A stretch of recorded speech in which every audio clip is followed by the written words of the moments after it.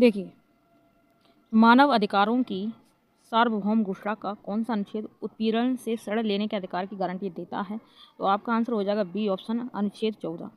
देखिए, मानव अधिकारों की सार्वभौम घोषणा के अनुच्छेद 14 में उत्पीड़न से बचने के लिए दूसरे देशों में शरण लेने का प्रावधान बताया गया है। अन्य महत्वपूर्ण बात है, इसे संयुक्त राष्ट्र महासभा ने अपनाया था। इसे 10 दिसंबर 1998 को पेरिस, फ्रांस में पैलेस डी चैलेट में स्वीकार किया गया था दोस्तों। एनपीए का पूर्ण रूप है, एनपीए का पूर्ण रूप क्या है? तो आपका आंसर हो जाएगा ए ऑप्शन, गैर निष्पादित परिसंपत्तियाँ, नॉन परफॉर्मिंग एसेट्स। ठीक है, अब देखिए, एनपीए का पूर्ण रूप नॉन परफॉर्मिंग एसेट्स होता है। इसका मतलब कि बैंकों या वित्तीय संस्थाओं से लिए गए ऋण या अग्रिम जिनका भुगतान उधारकर्ता कम से कम 90 दिनों तक नहीं करता, तो उस लोन को एनपीए माना जाता है। एनपीए बैंकिंग प्रणाली को नुकसान पहुंचाता है। उत्तर प्रदेश के किस जिले में सेरा नृत्य मनाया जाता है? तो आपका आंसर हो जाएगा सी ऑप्शन, ललितपुर में। ठीक है, अब देखिए, अब ये याद कैसे रहे? उत्तर प्रदेश में सेरा नृत्य, तो सेरा से आप याद रखें शेर। अब जब भी कभी लड़ाई होती है, दो लड़कों में लड़ाई होती है, अपने आप को शेर मान लेते कि नहीं मान लेते? तो शेर जो होता है वो ललित, एकदम ललाट, उसके मुंह पे एकदम ललाट। जब भी हम शेर को देखते हैं तो उसका चेहरा पे हम सबसे ज़्यादा फोकस करते हैं। तो आपको ऐसे याद रखना है कि शेरा नृत्य ललित, ललित मतलब चेहरे पे ललाट, ललाट मतलब तेजस्व, ललाट, ललित। ठीक है, इस प्रकार से ललित नाम का एक लड़का है, वो अपने आप को शेर समझता है, ऐसे आपको याद रखना है। ठीक है, सेरा नृत्य उत्तर प्रदेश के ललितपुर जिलों में जनजाति द्वारा किया जाता है। यह सेरा नृत्य ललितपुर जनपद की सांस्कृतिक विरासत का अहम हिस्सा है। यह नृत्य फसलों की कटाई के दौरान खुशी दिखाने के उद्देश्य से किया जाता है। ठीक है, देखिए, व्यापक परमाणु परीक्षण प्रतिबंध संधि का मुख्य उद्देश्य क्या है? तो मुख्य उद्देश्य क्या है? डी ऑप्शन राइट हो जाएगा, नागरिक और सैन्य दोनों देशों के लिए परमाणु विस्फोटों पर प्रतिबंध। व्यापक परमाणु परीक्षण प्रतिबंध संधि सीटीबीटी का मुख्य उद्देश्य नागरिक और सैन्य दोनों देशों के लिए सभी परमाणु विस्फोटों पर प्रतिबंध लगाना है। इस संधि पर 1994 में जिनेवा में निरस्त्रीकरण सम्मेलन में बातचीत की गई थी और संयुक्त राष्ट्र महासभा द्वारा इसे 1996 में अपनाया गया। भारत ने शुरू में इस संधि पर बातचीत में हिस्सा लिया, लेकिन बाद में बातचीत से बाहर हो गया। ठीक है, तो ये करंट अफेयर से संबंधित क्वेश्चन है दोस्तों। तो अर्जुन पुरस्कार किस क्षेत्र में उपलब्धियों के लिए प्रदान किया जाता है? तो आपका आंसर राइट हो जाएगा, खेल से संबंधित। ठीक है, अर्जुन पुरस्कार खेल क्षेत्र में उपलब्धियों के लिए प्रदान किया जाता है। राष्ट्रीय खेलों में उत्कृष्ट उपलब्धि के लिए खेल क्षेत्र में अर्जुन पुरस्कार की शुरुआत भारत सरकार द्वारा 1961 में किया गया। अर्जुन पुरस्कार में 15 लाख रुपए की राशि खिलाड़ी को दी जाती है। तो अर्जुन पुरस्कार आपको नीरज चोपड़ा को भी मिला है, तो आपको पता होना चाहिए। इंडियन वीन्स फ्रीडम किसकी आत्मकथा है? तो आपका डी ऑप्शन राइट हो जाएगा, अबुल कलाम आजाद। डिवाइडेड राजेंद्र प्रसाद की पुस्तक है। The Indian struggle Subhash Chandra Bose की। A bunch of old letters Pandit Jawaharlal Nehru की है। A bunch of old letters Pandit Jawaharlal Nehru की। देखिए, 2016 के विमुद्रीकरण के बाद आरबीआई ने को देखिए, जैसे कि 2023 में ये पेपर हुआ। ठीक है, 2023 में पेपर हुआ और कितना हार्ड क्वेश्चन पूछ रहे हैं। 2016 के विमुद्रीकरण के बाद आरबीआई को कितने % 500 से 1000 रुपये के नोट प्राप्त हुए? ऐसा क्वेश्चन पूछा है, बताओ, आप बताइए। ऐसा क्वेश्चन पूछा गया दोस्तों। तो आपका आंसर हो जाएगा दोस्तों ए ऑप्शन, 98.96%। अब देखिए, इसको पढ़ लेते हैं एक बार। चलिए, कोई नहीं, समझ में नहीं आ रहा क्वेश्चन। नेक्स्ट क्वेश्चन देखिए, 1993 में मानव अधिकारों पर विश्व सम्मेलन को अपनाया गया। तो यहाँ पर आपका आंसर हो जाएगा सी ऑप्शन, वियना घोषणा। ठीक है, 1993 में मानव अधिकारों का विश्व सम्मेलन में वियना घोषणा को अपनाया गया। विश्व मानवाधिकार सम्मेलन 14 से 25 जून 1993 को ऑस्ट्रिया के वियना में आयोजित एक निर्णायक क्षण। इस सम्मेलन का मुख्य परिणाम वियना घोषणा और कार्य योजना था, जो दुनिया भर में मानवाधिकार कार्यों को मजबूत करने के लिए एक आम योजना थी। इस संवैधानिक संशोधन अधिनियम ने लोकसभा और राज्य विधानसभा में अनुसूचित जातियों और अनुसूचित जनजातियों के लिए सीटों के आरक्षण को बढ़ाया। तो किसने? देखिए, आपका आंसर हो जाएगा डी ऑप्शन। देखिए, 79वें संशोधन द्वारा लोकसभा और राज्य विधानसभा में अनुसूचित जातियों और अनुसूचित जनजातियों के लिए सीटों के आरक्षण को बढ़ाया गया। 42वां संविधान संशोधन यह सबसे महत्वपूर्ण संशोधन है। इसे लघु संविधान के रूप में जाना जाता है। तो लघु संविधान के रूप में जाना जाता है, किसे जाना जाता है? 42वें संविधान संशोधन तथा इसे स्वर्ण सिंह समिति की सिफारिशों से प्रभावी बनाया गया था, स्वर्ण सिंह समिति की। ठीक है, अब जैसे कि अब ये याद कैसे रहे, लघु संविधान। अब जैसे कि 4 है, 4 का हमने कम किया तो कितना हो जाएगा? 2। ठीक है, 2 से बड़ा कौन? 4। तो 4 ऐसे करके आपको याद ना करना है। लघु लघु तो लघु मतलब बड़ा, ठीक है। 4 से 2, 2 से 4, ठीक है। अब जैसे हम इधर से हम इधर करेंगे, ज़्यादा बढ़ाएंगे, तो ऐसे आपको याद रखना है बस। 42वां संविधान संशोधन, ये सबसे महत्वपूर्ण संशोधन, इसे लघु संविधान के रूप में जाना जाता है, इसे आपको याद रखना है। लोकटक झील भारत के किस राज्य में स्थित है? तो आपका आंसर हो जाएगा बी ऑप्शन, मणिपुर, ठीक है, मणिपुर, ठीक है। अब जैसे लोकटक, लोक का भला कौन करेगा? जो मणि धारण करता, मणि जो धारण करता वो महान होगा, ठीक है। तो लोक का निर्माण लोकटक, ठीक है, मणिपुर। तो लोकटक झील मणिपुर, ऐसे याद रखो। लोकटक झील भारत के मणिपुर राज्य में स्थित है। पलकदिल झील मिजोरम में, उमिया झील मेघालय, अष्टमुड़ी झील केरल, कांकरिया झील गुजरात में, ठीक है। कंकर वाली दिन भी गुजर जाते हैं, ठीक है, कांकरिया, ठीक है। अष्टमुड़ी, ठीक है। अष्टमुड़ी झील कहाँ पर है? केरल में। अष्टमुड़ी अष्टपेर, ठीक है, अष्टपेर, केवल केरल से केवल, ठीक है, केवल 8 सिंह एक भगवान होता है ना, अष्टमुड़ी। ऐसे करके आप याद रखना, केवल एक इंसान होगा जिसके 8 सिर हो सकते हैं, बाकी तो सबके एक ही होते हैं। अष्टमुड़ी केरल मतलब केवल, ठीक है, एक याद रख। पलक दिल झील, जब पलक और दिल एकदम पलक तल दिल, तो कैसे होता है? मजे में, मतलब मिजोरम, ठीक है, ऐसे याद रखना। उमियम झील, उमियम जब मेघालय से मतलब मेघ माने बादल, जब बादल बनते तो हम लोगों में क्या हो जाता है? उमंग उलझ जाती, उमिया से उमंग, ठीक है। जब मेघ बरसते हैं तो उमंग सी जल जाती है, मतलब जिल जाती है। झील, उमिया झील कहाँ पर? मेघालय में, ऐसे आपको याद रखना है। प्रस्तावना उद्देश्य का, ठीक है, मैं राष्ट्र की एकता और अखंडता शब्दों का उद्देश्य किस मौलिक सिद्धांत को बढ़ावा देना है? तो आपका आंसर हो जाएगा सी ऑप्शन, बंधुता को। प्रस्तावना उद्देश्य का, मैं राष्ट्र की एकता और अखंडता शब्दों का उद्देश्य बंधुता के मौलिक सिद्धांतों को बढ़ावा देना है। बंधुत्व का शाब्दिक अर्थ है भाईचारे की भावना। प्रस्तावना के अनुसार बंधुत्व में 2 बातों को सुनिश्चित करना होगा। पहला, व्यक्ति का सम्मान, दूसरा, देश की एकता और अखंडता। एक सॉफ्टवेयर प्रोग्राम जो इंटरनेट के माध्यम से आने वाली सभी डेटा को फिल्टर करता है, तो कौन सा हो जाएगा? D option, firewall. देखिए, फायरवॉल एक सॉफ्टवेयर प्रोग्राम है जो इंटरनेट के माध्यम से आने वाली सभी डाटा को फिल्टर करता है। फायरवॉल एक प्रणाली है जो एक निजी नेटवर्क तक अनधिकृत पहुंच को रोकता है। फायरवॉल 2 प्रकार के होते हैं, नेटवर्क फायरवॉल, होस्ट आधारित फायरवॉल, ठीक है। अब देखिए, दर्शकों के साथ संवाद करने के लिए सोशल मीडिया प्लेटफॉर्म के रणनीतिक उपयोग के लिए क्या शब्द है? तो आपका आंसर हो जाएगा ए ऑप्शन, सामाजिक माध्यम विपणन, बाजारीकरण। दर्शकों के साथ संवाद करने के लिए सोशल मीडिया प्लेटफॉर्म के रणनीतिक उपयोग के लिए शब्द सामाजिक माध्यम विपणन, बाजारीकरण है। सोशल मीडिया मार्केटिंग और ब्रांडिंग लक्ष्यों को प्राप्त करने के लिए सोशल मीडिया प्लेटफॉर्म का उपयोग करना शामिल है। भूटान की राजधानी क्या है? तो आपका आंसर हो जाएगा सी ऑप्शन, भूटान की राजधानी क्या है? तो आपका आंसर हो जाएगा सी ऑप्शन, थिम्पू। देखिए, भूटान की राजधानी थिम्पू है। ये चीन और भारत द्वारा सीमाबद्ध है। भूटानी नगुल्ट्रम, ठीक है, भूटानी जो मुद्रा है लघुट्रम है, ठीक है। और भूटान साम्राज्य की राष्ट्रीय मुद्रा कौन सी है? नगुल्ट्रम, ठीक है, नगुल्ट्रम। देखिए, बेलारूस की राजधानी मिन्स्क है। ब्राज़ील की राजधानी ब्रासिलिया है। आइसलैंड की राजधानी रिकजाविक है, ठीक है। तो आइसलैंड से, अब इसकी राजधानी कैसे याद रखें? तू अगर रुकेगा ना तो तेरी आइसक्रीम क्या हो जाएगी? ठंडी हो जाएगी। रुकना नहीं है, आइसक्रीम जल्दी खा ले, ठीक है। आइसलैंड। अब देखिए, बेलारूस की राजधानी क्या? मिन्स्क। ब्राज़ील की राजधानी ब्रासिलिया। बस ऐसे तो याद हो ही जाएगा। अब देखिए, भारत में सबसे लंबा नदी पुल कौन सा है? तो आपका आंसर हो जाएगा डी ऑप्शन, भूपेन हजारका, ठीक है, भूपेन हजारका, ठीक है, हजारका। देखिए, भारत का लंबा नदी पुल भूपेन हजारका सेतु पुल है। इसे ढोला सादिया के नाम से भी जाना जाता है। इसकी लंबाई 9.15 किलोमीटर, यह असम में ब्रह्मपुत्र नदी पर बना है। तो ये कहाँ पर बना? असम में ब्रह्मपुत्र नदी पर बना है भूपेन हजारका सेतु या पुल, ठीक है। अब देखिए, सरकार ने किसान क्रेडिट कार्ड योजना कब पेश की? तो आपका आंसर हो जाएगा बी ऑप्शन, 1998 को, ठीक है, बी ऑप्शन 1998 को किसान क्रेडिट कार्ड योजना पेश की थी। 1998, अगस्त 1998 सरकार ने किसान क्रेडिट योजना अगस्त 1998 में शुरू किया। इस योजना की शुरुआत किसानों को अल्पावधि और औपचारिक ऋण उपलब्ध कराने के उद्देश्य से शुरू की गई थी। किसान क्रेडिट योजना पूरे देश में सभी सहकारी बैंकों, क्षेत्रीय ग्रामीण बैंकों और सार्वजनिक क्षेत्रों बैंकों के द्वारा कार्यान्वित की जा रही है।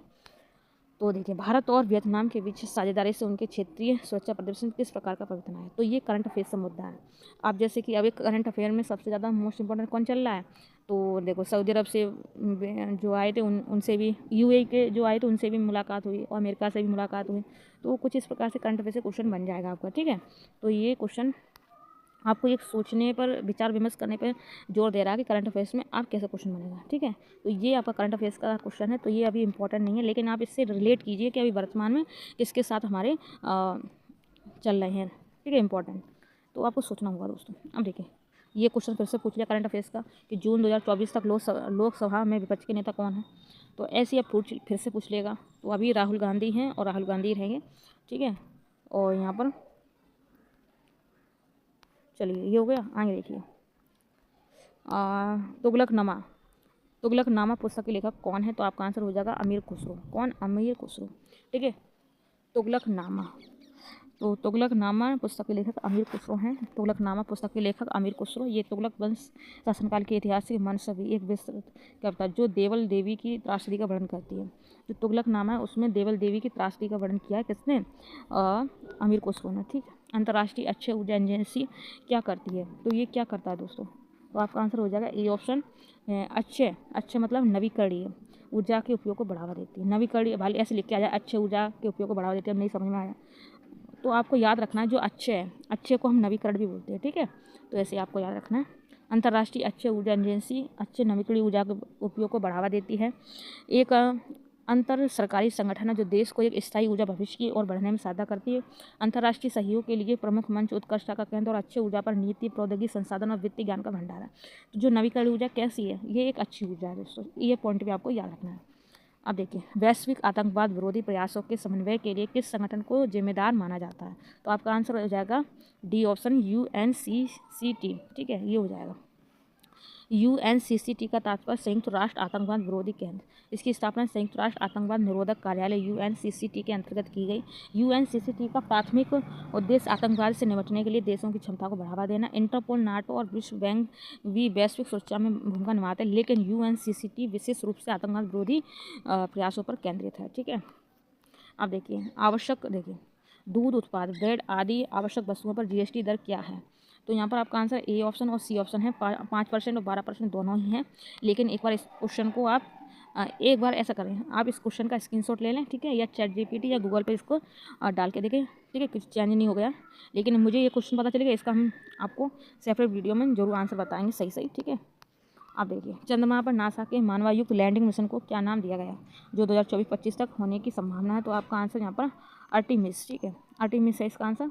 लेकिन अब ये जो क्वेश्चन है नासा से संबंधित कोई भी क्वेश्चन आपका करंट मुद्दे में चल रहा है तो वो हम आपको कराएंगे करंट अफेयर्स वाली वीडियो में, ठीक है। अब देखिए जैसे अंतर्राष्ट्रीय थर्मल न्यूक्लियर प्रायोगिक रिएक्टर परियोजना का उद्देश्य निम्नलिखित की व्यवहार्यता प्रदर्शित करता है।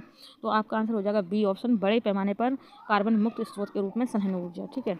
अंतर्राष्ट्रीय थर्मल न्यूक्लियर प्रायोगिक रिएक्टर परियोजना का उद्देश्य बड़े पैमाने पर कार्बन मुक्त स्रोत के रूप में सघन ऊर्जा की व्यवहार्यता प्रदर्शित करना।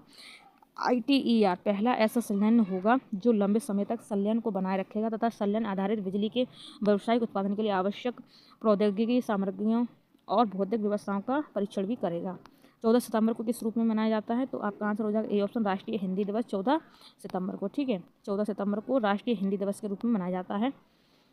अब देखिए 4 फरवरी को विश्व कैंसर दिवस, 4 फरवरी को विश्व कैंसर दिवस, ठीक है। 25 जनवरी को राष्ट्रीय मतदाता दिवस और 15 सितंबर को राष्ट्रीय इंजीनियर्स दिवस, ठीक है। और इंजीनियर्स को हिंदी में क्या बोलते हैं वो आप कमेंट्स में जरूर बताना। 11 दिसंबर को अंतर्राष्ट्रीय पर्वत दिवस, ठीक है।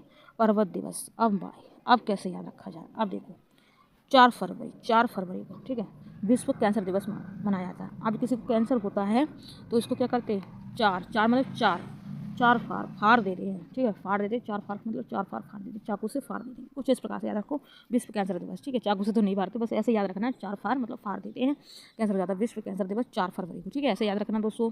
आप देखिए 25 जनवरी राष्ट्रीय मतदाता दिवस। अब जैसे कि आपको CM बनना है तो आपको उम्र कितनी चाहिए, 25 आपके हो जाओगे तो आप CM बन सकते हैं, मुख्यमंत्री बन सकते हैं दोस्तों, ठीक है।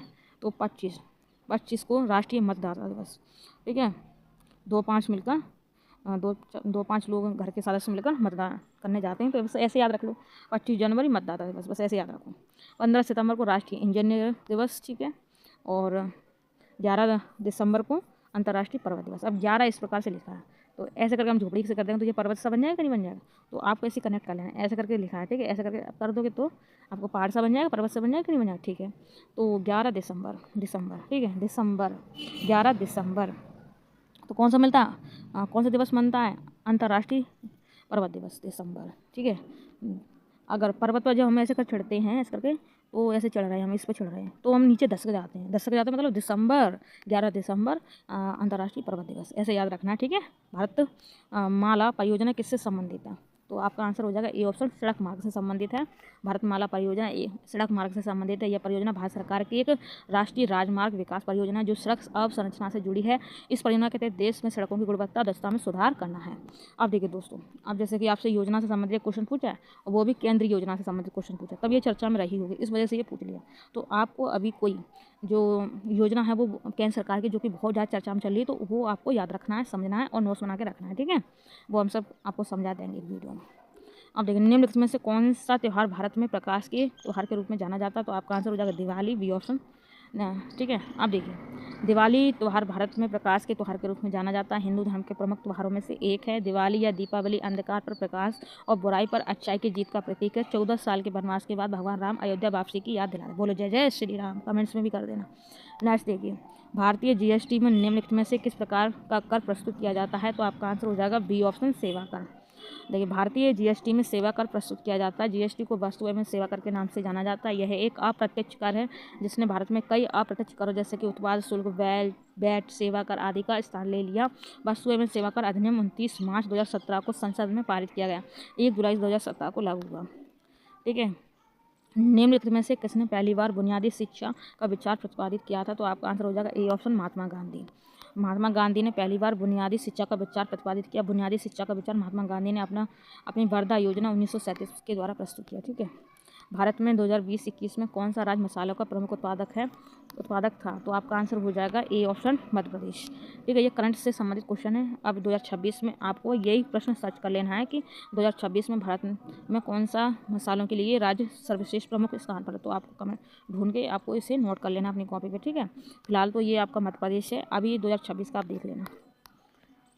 अब देखने मत चले जाना, बस स्क्रीनशॉट ले लो, ठीक है, और बाद में क्लास खत्म होने के बाद आप देख लेना, ठीक है। प्रथम lifetime disturbing the peace award शांति भंग आजीवन पुरस्कार का प्राप्त करना कौन था? तो ये सलमान रशीदी थे, ठीक है। ये करंट से संबंधित क्वेश्चन है दोस्तों। सबसे कम लिंगानुपात वाला भारतीय राज्य है? तो आपका आंसर हो जाएगा हरियाणा दोस्तों, ठीक है। जनसंख्या घनत्व है तो आपका आंसर हो जाएगा सी ऑप्शन, डी बराबर एन नंबर्स स्पेस, ठीक है। और डी बराबर एन संख्या और स्पेस, ये आपका एक तरह का सूत्र मान लो, इसको नोट कर लेना आप। जैसे कि जनसंख्या घनत्व को प्रति इकाई क्षेत्र में लोगों की संख्या के रूप में परिभाषित किया जाता है, जिससे आमतौर पर प्रति वर्ग किलोमीटर या वर्ग मील में उद्धृत किया गया। जनसंख्या मतलब डी से प्रेजेंट करेंगे, जनसंख्या घनत्व बराबर एन बट्टे एस, मतलब संख्या और स्पेस, या जनसंख्या घनत्व कुल जनसंख्या और कुल क्षेत्रफल। ये आपको बहुत ज़्यादा हेल्प करेगा नेक्स्ट जो भी आपके एग्जाम हो रहे, तो ये प्लीज़ आप नोट कर लेना, ये स्क्रीनशॉट लेकर रख लेना। वायुमीट्रिक प्रौद्योगिकीकरण का एकीकरण भारत के आंतरिक सुरक्षा ढांचे को कैसे बढ़ाता है? सोचिए। तो दोस्तों आपका आंसर यहाँ पर डी हो जाएगा, पहचान और सत्यापन प्रक्रिया में सुधार करके। वायुमीट्रिक प्रौद्योगिकीकरण का एकीकरण का पहचान और सत्यापन प्रक्रिया में सुधार करके भारत के आंतरिक सुरक्षा ढांचे को क्या बढ़ाता है? 1928 में बारदोली सत्याग्रह का नेतृत्व किसने किया था? तो आपका आंसर हो जाएगा बी ऑप्शन, सरदार वल्लभ भाई पटेल। 1928 में बारदोली सत्याग्रह का नेतृत्व सरदार वल्लभ भाई पटेल ने किया। बारदोली सत्याग्रह एक किसान आंदोलन था जिसका उद्देश्य अकाल और बाढ़ से प्रभावित किसानों पर लगाए गए बढ़े हुए टैक्स का विरोध करना था। इस आंदोलन की वजह से ही पटेल को सरदार की उपाधि दी, और ये जो सरदार की उपाधि है महिलाओं ने दी थी, ठीक है। तभी आप देखिए 2021 में इंस्टाग्राम को इंटरनेट पर दुनिया भर में सबसे अधिक इस्तेमाल किए जाने वाले सोशल मीडिया प्लेटफॉर्म पर स्थान दिया गया था। तो कौन सा दिया गया था? चौथा स्थान दिया गया था दोस्तों, चौथा।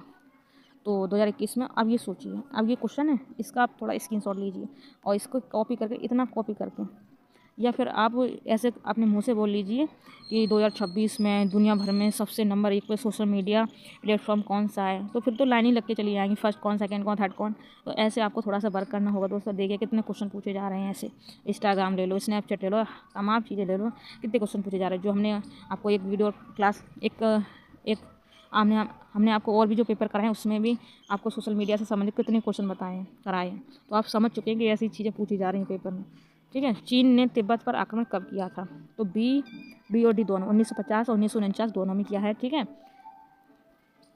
निम्नलिखित में से किस जीव को जल प्रदूषण का जैव संकेतक माना जाता है? तो आपका आंसर हो जाएगा सी ऑप्शन, मेढक को जल प्रदूषण का जैव संकेत माना जाता है। उभयचरों में विशेष रूप से एनुरान, मेढक और टोड का प्रदूषण अधिनियम में संदूषक संचय के संचय के जैव संकेत के रूप में तेजी से प्रयोग किया जा रहा है। एनुरॉन अपनी त्वचा और झिल्लियों के माध्यम से विषैले रसायन को अवशोषित करता है और पर्यावरण होने वाले परिवर्तनों के प्रति संवेदनशील होता है। तो यहाँ पर आपका आंसर हो जाएगा सी ऑप्शन, मेढक। ठीक है। और अगर जैसे कि दो दो करके दिए होते हैं, मेढक और टॉड, ठीक है, मेढक और केचुआ, मेढक और जेब्रा, मेढक और शेर, तो आपका गलत होता है। आपका क्या हो जाता है? मेढक और टॉड। अब देखिए दूसरा पेपर आ जा रहा है।